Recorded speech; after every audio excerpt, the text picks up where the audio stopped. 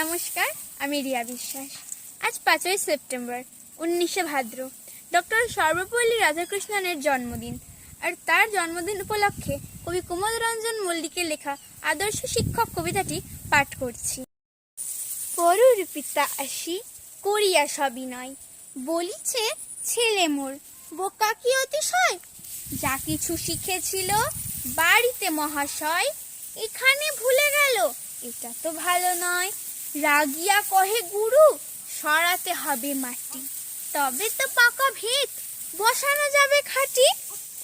আইরি নারগুল তুলে না দিলে হেন, জ্ঞানীর সারকচু বসানো যাবে কেন।